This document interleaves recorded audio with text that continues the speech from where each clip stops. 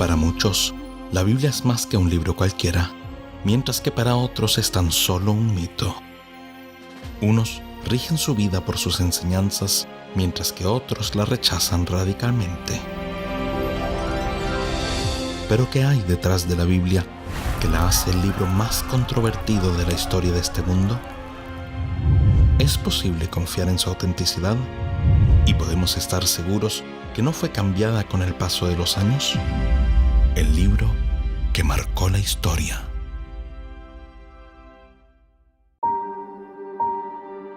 ¿Por qué la Biblia ha sido atesorada y cuidada con esmero? ¿Por qué se ha transmitido con la mayor precaución y atención hasta nuestros días? ¿Sabías que el contenido de este libro está hecho a la medida de tu vida y la mía? La vida puede ser tranquila para algunos o muy dura para otros. En ambos casos, la Biblia nos da las claves del éxito y la paz, y las claves para deshacer la miseria en la que hemos caído, para recuperar la felicidad que hemos perdido. La lectura de la Biblia ha cambiado a naciones para mejor, ha cambiado mi vida y la vida de millones de personas. Habla del pasado, del presente y del futuro. La Biblia es la forma en que Dios se comunica con nosotros. Todo artefacto antiguo contaría muchas historias si tan solo pudiera hablar. En el primer video aprendimos que la Biblia se escribió durante un largo periodo de tiempo. Y sin embargo, la Biblia sigue cautivando a los tiempos modernos, pero no sin pasar por diferentes épocas y superar muchos retos. Las historias de su transmisión son notables y muy inspiradoras. Al igual que otros libros antiguos que podemos leer hoy, la Biblia fue copiada y reproducida a mano durante la Edad Media. Por lo tanto, si se copió una y otra vez, algunos pueden dudar y preguntarse si la Biblia actual sigue siendo fiel a la Biblia original sin alterar el texto. En este video verás muchas pruebas de cómo se conservó el texto original cuando pasó de mano en mano y de idioma en idioma. Veamos cómo la palabra de Dios ha permanecido igual a lo largo de todas las épocas. La redacción de la Biblia comenzó en una época histórica de hace unos 3.500 años en esta tierra de Israel y sus alrededores, cuando nadie sabía nada de arqueología ni del método científico adecuado de descubrimiento. Incluso los registros históricos son muy difíciles de encontrar cuanto más intentamos escarbar en el pasado.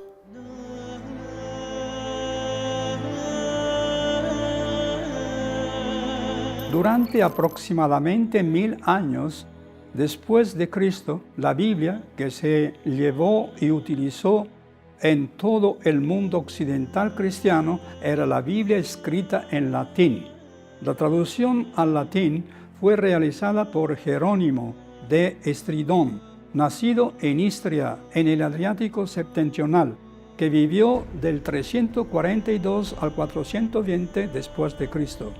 Comenzó revisando la Vetus Latina, que consistía en los evangelios traducidos al latín desde el griego, y luego se decidió a completar la traducción del resto del Nuevo Testamento al latín. En la época de Jerónimo, en el siglo IV, solo unas pocas partes del Antiguo Testamento estaban traducidas al latín, la lengua oficial durante el Imperio Romano. Los Salmos, por ejemplo, se habían traducido de la Septuaginta al latín, pero no muchas otras partes del Antiguo Testamento. Jerónimo decidió traducir todo el Antiguo Testamento y los 14 libros apócrifos del original hebreo, 383 hasta 404. Para realizar este trabajo se trasladó a Belén y durante 40 años trabajó para completar la traducción de la Biblia al latín. La versión latina de Jerónimo se llamó Biblia Vulgata, la versión comúnmente utilizada. En el Concilio de Trento, 1545 al 1563, la Iglesia Católica declaró la Vulgata texto bíblico oficial. Sin embargo, la traducción de Jerónimo no fue la única forma de transmitir la Biblia. De hecho, en el año 331 después de Cristo, el emperador Constantino ordenó 50 copias de la Biblia que fueron preparadas por Eusebio de Cesarea. Las copias Debían tener un formato portátil y consistían en hojas de papiro encuadernadas. Así nació el Códex, que se convirtió en el prototipo del formato del libro moderno.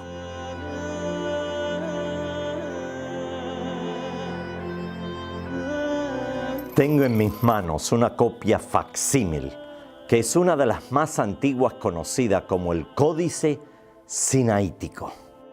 Data de mediados del siglo IV después de Cristo y fue escrito a mano usando solo letras mayúsculas, conocidas como uncial. La historia de su descubrimiento es bastante controvertida, pero fascinante. Josh McDowell y Bruce Metzger han vuelto a contar la historia del Códice Sinaítico. En 1844, el doctor Konstantin Tischendorf, profesor de la Universidad de Leipzig, visitó el monasterio de Santa Catalina en el monte Sinaí, en la península del Sinaí perteneciente a Egipto. En el sótano encontró varias hojas de pergamino que al parecer estaban siendo utilizadas para encender un horno. Tischendorf aconsejó a los monjes que no quemaran los pergaminos porque eran manuscritos importantes. También pidió que se le concediera algunas hojas. Tischendorf finalmente recibió 43 hojas que contenían las porciones de varios libros del Antiguo Testamento. Estas fueron partes de Primera de Crónica, Jeremías, Nehemías y Esther. Al regresar a Alemania, Tischendorf hizo imprimir el manuscrito en honor del rey de Sajonia, su soberano patrón. El pequeño códice se llamó Federico Augustanus.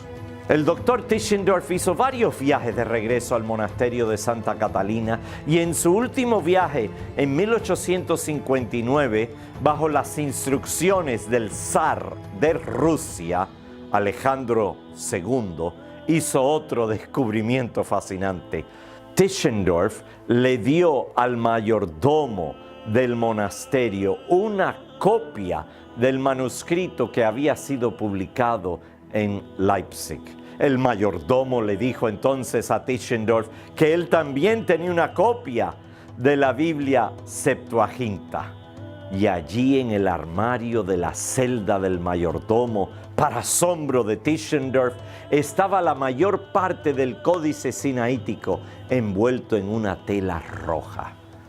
Contenía casi todo el Antiguo Testamento, el Nuevo Testamento completo, más 2 libros apócrifos, la Epístola de Bernabé y el Pastor de Hermes. En 1862, el doctor Tischendorf publicó la copia del Códice Sinaítico. Tischendorf negoció con el monasterio para llevar ese códice al Cairo y luego al zar en San Petersburgo, Rusia. En 1933, bajo la Unión Soviética, Joseph Stalin vendió el Códice Sinaítico al Museo Británico en Londres y hoy se encuentra en exhibición en la Biblioteca Británica de Londres. Pero ese no es el final de la historia. En 1975, bajo la capilla de San Jorge, en el monasterio de Santa Catalina, detrás de la pared del norte se descubrió un caché de fragmentos de manuscritos, entre ellos 18 páginas pertenecientes al Códice Sinaítico. El Códice Sinaítico fue escrito por varios escribas, corregido por otros, y sigue siendo una de las copias más antiguas del Nuevo Testamento en el mundo.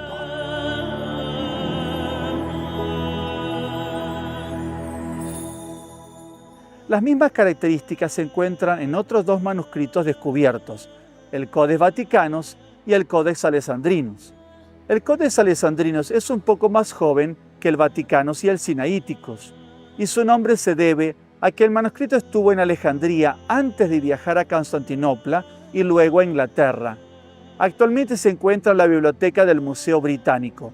Algunos estudiosos piensan que el Codex Vaticanus y el Codex Sinaiticus pueden formar parte de las 50 Biblias ordenadas por el emperador Constantino. La lengua original del Nuevo Testamento de ambos manuscritos está en griego koiné. El Codex Vaticanus está escrito en vitela o piel de becerro y se encuentra en la Biblioteca Vaticana desde 1475. También se han descubierto muchos otros manuscritos del Nuevo Testamento.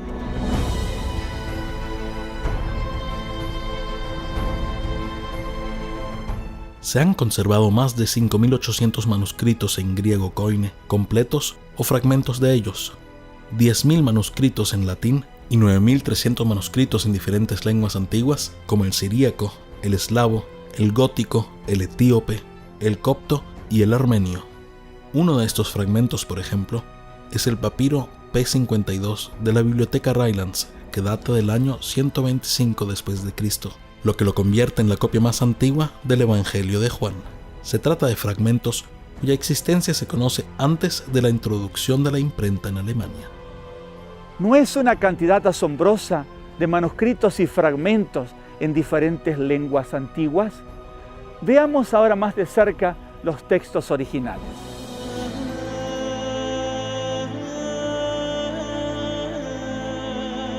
En la actualidad, hay más manuscritos del Nuevo Testamento que de cualquier otro escrito antiguo.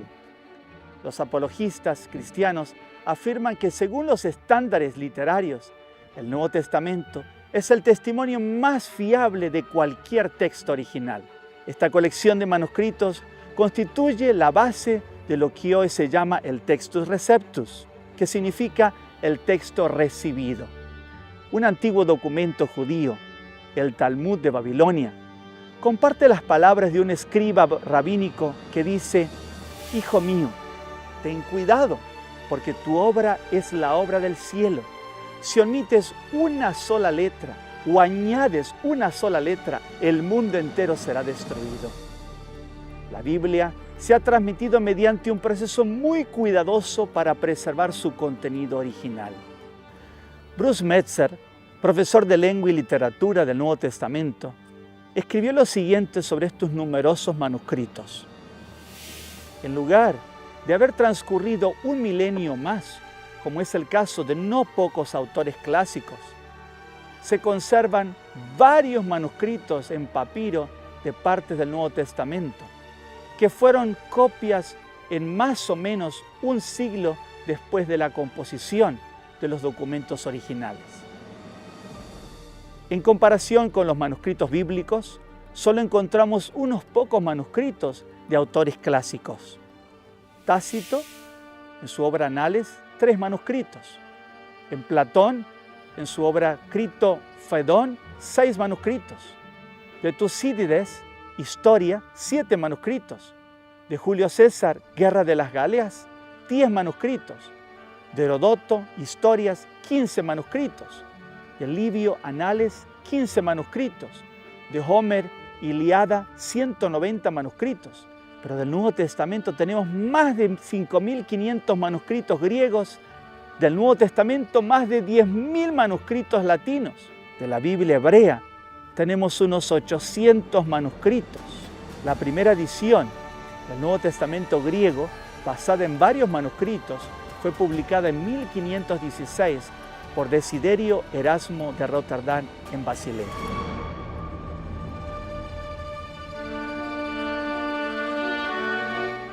Martín Lutero y su ayudante Melanchthon utilizaron la segunda edición del Nuevo Testamento griego de Erasmo para hacer la primera traducción alemana del Nuevo Testamento, que se imprimió en 1522 y se conoció como la Biblia de Septiembre.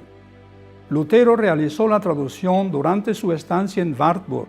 Estaba en una especie de prisión impuesta y en una carta describió su estancia allí como su propio Patmos. La primera edición de 3.000 ejemplares del Nuevo Testamento alemán se hizo en solo 3 meses y se vendió por el equivalente a entre 1.500 y 15.000 euros cada uno. Esa publicación permitió a muchas personas leer el Nuevo Testamento por primera vez en su propia lengua. Ese mismo año se hicieron 12 reimpresiones más. Según Philipp Schaff, teólogo protestante de Suiza, el fruto más rico del ocio de Lutero en Wartburg y la obra más importante y útil de toda su vida es la traducción del Nuevo Testamento, con la que llevó la enseñanza y el ejemplo de Cristo y de los apóstoles a la mente y al corazón de los alemanes en reproducción vívida. Fue una republicación del Evangelio. Hizo de la Biblia el libro del pueblo en la iglesia, la escuela y el hogar. Martín Lutero trabajó durante otros años en colaboración con muchos otros, como Bugenhagen, Jonas, Melanchthon y otros, para traducir toda la Biblia al alemán. La Biblia en alemán se publicó en 6 partes en 1534. No fue la primera Biblia alemana publicada. En 1466, Johann Mentelen publicó una Biblia alemana, pero traducida a partir de la Vulgata del siglo IV. Lingüísticamente, esa traducción no estaba bien hecha.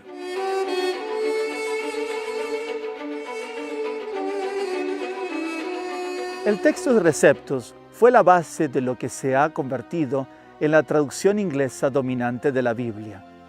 En 1604, Jaime I se convirtió en el rey de Inglaterra y poco después de su coronación pidió a los eclesiásticos que elaboraran una traducción estricta de la Biblia, sin comentarios adicionales.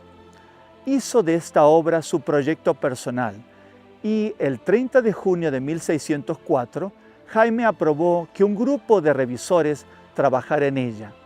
Se organizaron 47 eruditos en 6 compañías, 2 de ellas trabajando por separado en Westminster, Oxford y en Cambridge en secciones de la Biblia.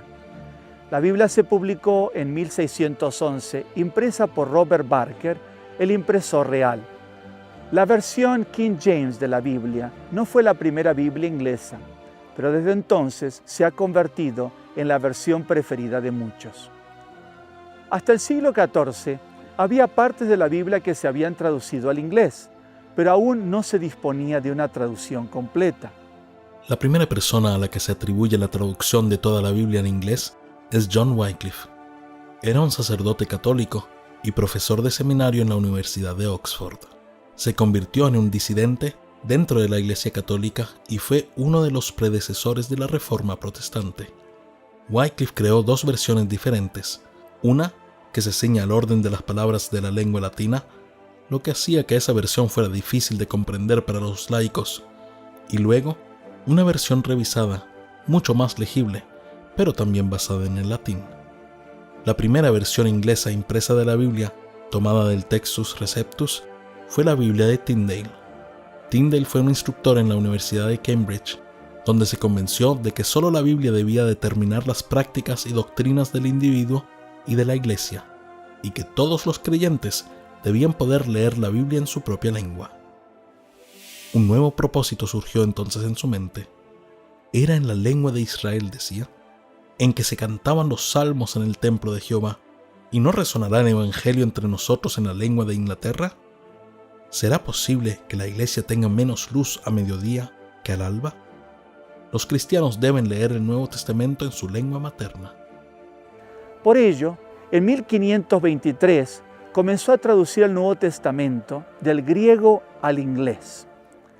Las autoridades eclesiásticas obstaculizaron la traducción en Inglaterra, por lo que Tyndale se fue a Alemania, donde completó la traducción del Nuevo Testamento en julio de 1525. Luego se imprimió en Colonia y 2 veces más en Worms. Aunque estaba prohibida, las primeras copias llegaron a Inglaterra en 1526. Tyndale comenzó entonces a trabajar en la traducción del Antiguo Testamento. El Pentateuco se publicó en Marburg en 1530 y posteriormente se publicó y se difundió.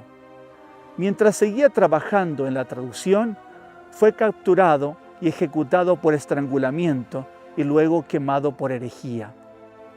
En el momento de su muerte, se habían impreso 18.000 ejemplares de su Nuevo Testamento.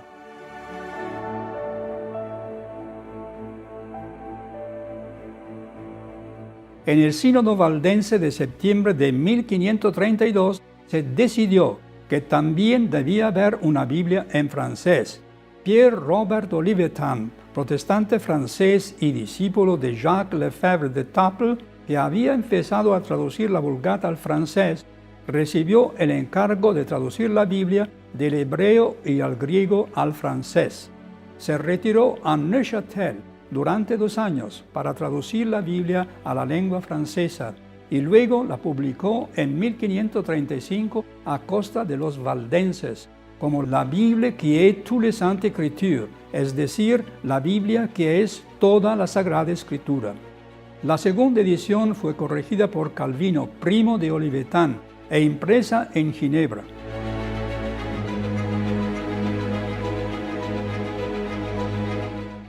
Suiza fue también el país donde se imprimió la Biblia española en 1569. Con la ayuda de 2 colaboradores, Casiodoro de Reina, un antiguo monje convertido al protestantismo, tradujo la Biblia del texto masorético hebreo y del Textus Receptus griego al español. Casiodoro fue declarado hereje por la Inquisición española, por lo que evitó España y viajó por toda Europa. Durante sus estancias en Londres, Amberes, Francfort, Orleans y Bergerac, se decidió a traducir la Biblia. Cipriano de Valera, alumno de Casiodoro y refugiado como su maestro, revisó la traducción que se imprimió en Ámsterdam en 1602. Esto dio lugar finalmente a la Biblia Reina Valera.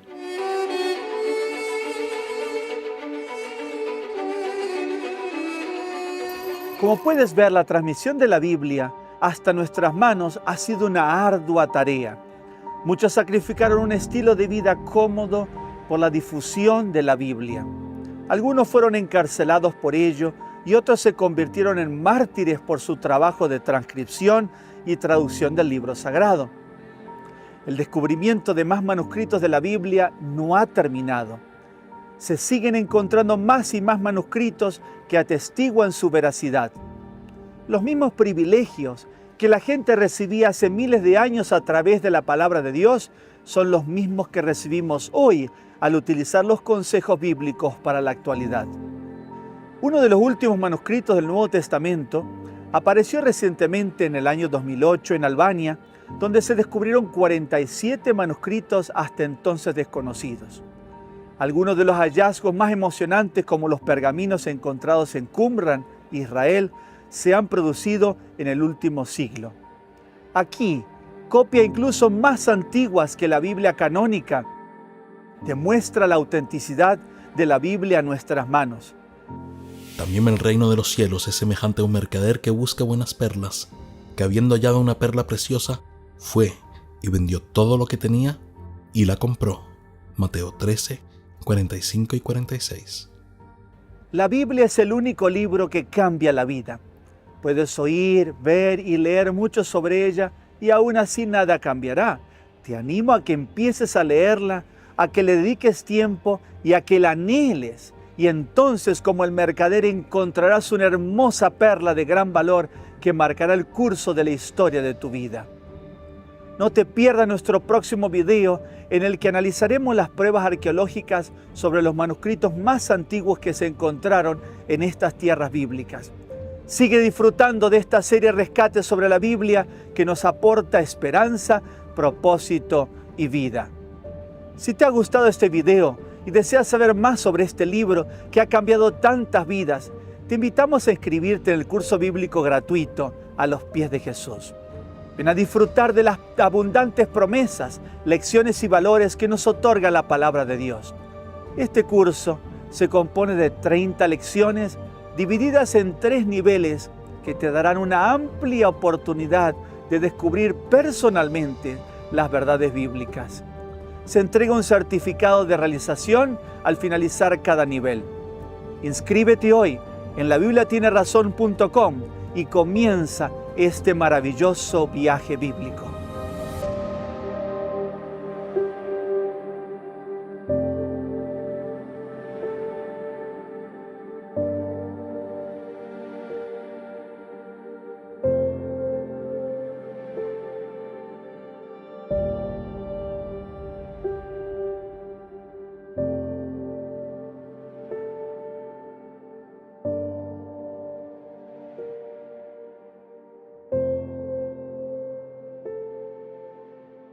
Cristo.